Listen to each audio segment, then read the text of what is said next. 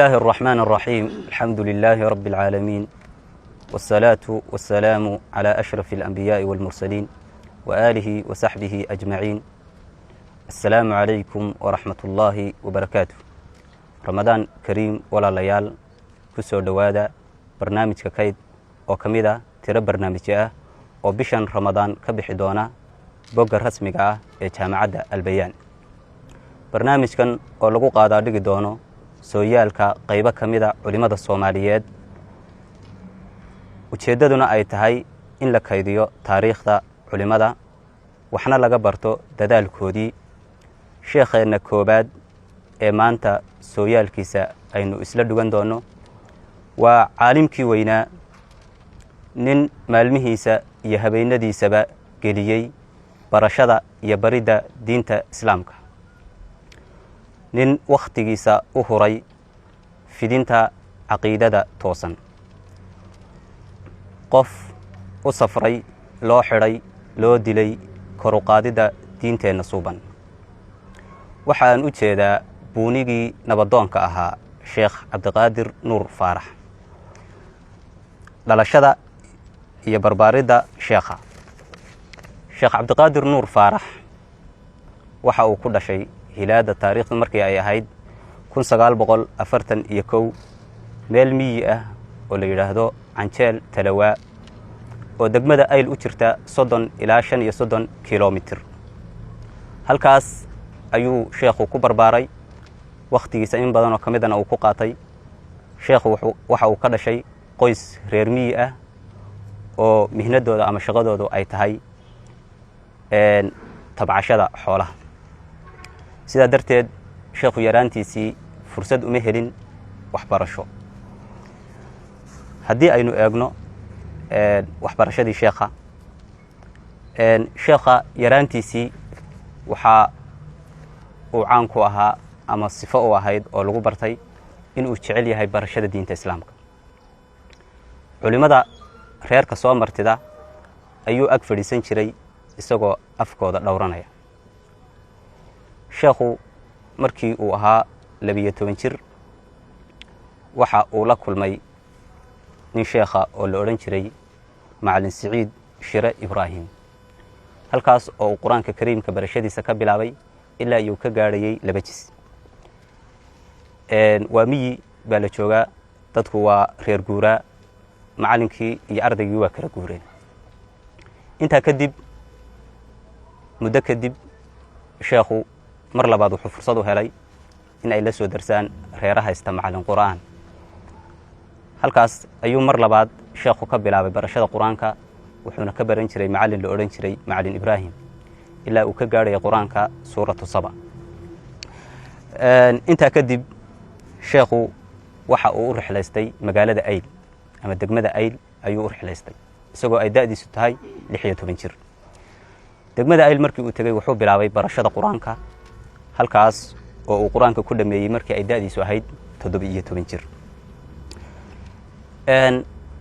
1960kii sheekhu wuxuu u tafaruqay ama uu u tafaxaytay barashada culumta shareecada. halkaas oo uu hoos fadhiistay sheekh la oran jiray Xaaji Aadam Axmed aw Muuse oo uu ka bartay qaybo kamida culumta shareecada sida tafsiirka, fiqiga, xadiiska iyo naxwaha. isla sanada sheekhu wuxuu u safray magaalada Muqdisho, halkaas oo uu u tagay indhayn iyo bal inuu soo sahamiyo fursadaha waxbarasho ee laga heli karo magaalada Muqdisho. dib ayuu ugu soo laabtay magaalada Ayl. muddo kadib 1963 mar labaad ayuu sheekhu Muqdisho ku laabtay. markuu magaalada Muqdisho sheekhu tagay wuxuu galay macad lagu barto diinta islaamka oo raacsanaa jaamacadda Al-Azhar. halkaas oo uu ka bartay culumta shareecada. culimadii uu ka faa'iideystay waxa kamid ahaa intuu halka joogay sheekhi weynaaye qaariga ahaa Sheekh Cali Suufi.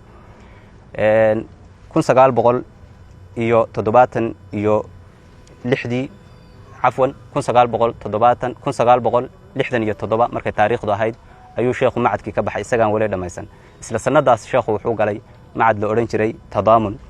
oo isla magaalada Muqdisho ku yaalay, halkaas oo uu ka dhamaystay dugsigii sare ee waxbarashada isla sanadaas sheekhu wuxuu deeq waxbarasho oo bilaasha ka helay dalka sacuudiga halkaas oo uu rixlaystay magaaladii rasuulka sala allahu calayhi wasalam almadiina almunawara jaamacadda alislaamiya ayuu galay ee madiine ku taala 1907kii culimmadu ka faa'iidaystay intuu jaamacadda ku jiray sheekhu waxaa ka mid ah sheekh ibnu baas iyo sheekhii weynaa sheekh maxamed ashanqiidi 1974 ayuu sheekhu jaamacadda ka qalin jebiyey isla sannadaa hay-addii fadwada ee sacuudiga waxay u dirtay isaga iyo sheekhii ay saaxiibada ahaayeen sheekh yuusuf aadam waddanka nature si ay halkaa dacwada uga soo fidiyaan muddo kadib sheekhu waxa uu ku soo laabtay dalka waxa uuna ka soo degay magaalada muqdisho sheekhu markii uu muqdisho ka soo degay waxa uu bilaabay dacwadiisii wuxuu bilaabay inuu duruusta halkaa ka dhigo masaajidada kala duwan ee magaalada muqdisho ayuu ka bilaabay duruus sida xadiiska usuulka iyo cilmiga mustalaxa 2 sano kadib dowladdii kacaanka ayaa sheekha xidhay 1976 2 sano iyo badh ayuu xabsiga ku jiray 1978 ayaa xabsiga laga soo daayey sheekhu markii uu xabsiga ka soo baxay waxa uu la kulmay afkaartii takfiirka oo waddanka si xoogan ugu baahday dagaal ayuu la galay doodo badan ayuu qabtay rag badanna wuu qanciyey oo fikradda way ka soo laabteen waayahay 1981 sheekhu wuxuu u safray waddanka Djibouti halkaas oo culuum fara badan iyadana ka akhriyay sida tafsiirka iyo xadiiska iyo culuum kaleba 1984 ayuu mar labaad dalka dib ugu soo laabtay isagoo dacwadii halkaa ka sii waday sheekhu raximahullahu tacaala wadamo dalka dabadiisa ayaa jiray oo iyagana dacwada ka soo fidiyey sida waddanka nature saynu soo sheegnay dalka Kenya Zambia iyo wadamo kale sheekhu raxmatullaahi calayhi kaliya ma ahayn daaci laakiin wuxuu ahaa sidoo kale nabadoon heshiisyada uu ka qayb galay waxa ugu waaweynaa heshiiskii ka dhexdhacay SDF iyo al-Ittixaad sidoo kale sheekhu samafale ayuu ahaa oo tsunamidii ka dhacday gobolada Puntland gacan weyn ayuu ka geystay sheekhu xilal uu qabtay baa sheekhu jiray oo markii uu nature ka soo laabtay magaalada muqdisho maxkamad ku taala ayuu sheekhu mas'uul ka noqday halkaas oo dadka ku kala xukumi jiray sidoo kalena ururadii diiniga ahaa sida Ittixaadkii ayuu sheekhu hormuud ka ahaa ugu dambeyn 15 bishii labaad 2013 maalin jimco ah salaadii casar ragcaddii saddexaad isagoo u taagan sheekhu masaajidka Badar ee magaalada Garoowe ayaa halkaa waxa ku toogatay gacan ka xaq daran sheekhuna dhowr daqiiqo kadib wuxuu ku dhintay masaajidka dhexdiisa ilaahay subxaanahu wa tacaala ha u naxariisto qabrigana ha u nuuro juhuudii uu dacwada ku lahaana miisaanka xasanaadka ilaahay ugu daro